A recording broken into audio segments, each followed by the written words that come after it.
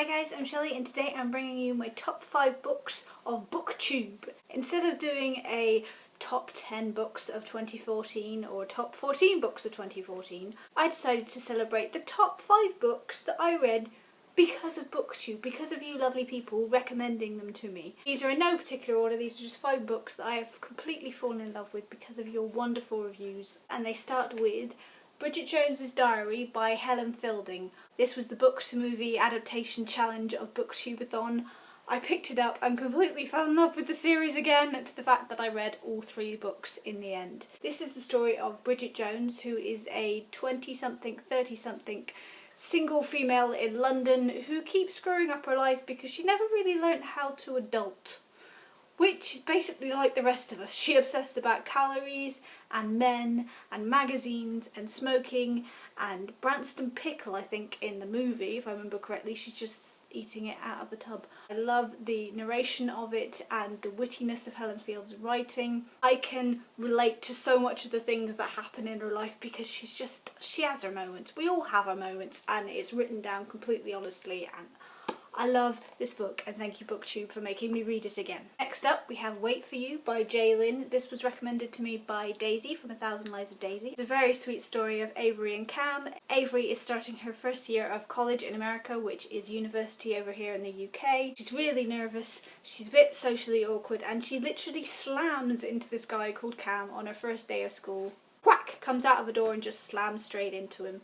They're both really attracted to each other, but Avery has this kind of past where she doesn't want to really get close to a guy. She has her own issues, and it's the story about how they learn to become friends and how they learn to trust each other, and it's lovely. It introduced me to Lynn, aka Jennifer L. Armentrout's writing. I love the series that comes after it, including this story from Cam's point of view, and then one about his sister, and one about a friend of his sister's, and it continues on and on and on. Bit of a trigger warning, there is a storyline of rape in this book, but I think that's what gives it its diversity, and it makes you look at trusting relationships and how everything works, and I love this book. Next up I have 1 Million Lovely Letters by Jodie Ann Binkley. This was recommended on Carrie Fletcher's channel. It's way past my bedtime. This is Jodie's autobiographical story of how she was a slam poet going around lots of lovely festivals in the UK, and suddenly she became very ill, and long story short, she contracted the illness ME, which is the same illness I have. She was having a really bad day, sat on the floor. She'd had enough of being in pain every single day. We all have those kitchen floor moments when we just go, I cannot do this anymore, I cannot get up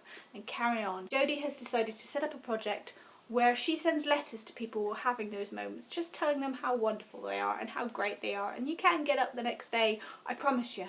There are people who love you, which is a wonderful idea. I particularly took to this book because having ME makes your brain very fuzzy. You can't always think of the right words, and Jodie has the right words. She has described the illness in a very honest way and in a way that I can really relate to. She talks about the emotional sides that go along with it, from having this wonderful, truly fulfilling life to being in a bed, not being able to even speak properly, which is pretty much what happens when you have ME. Then we have The List of My Desires by, I'm going to get this name wrong, I'm really sorry, Grégoire Delacourt or Grégoire Delacourt.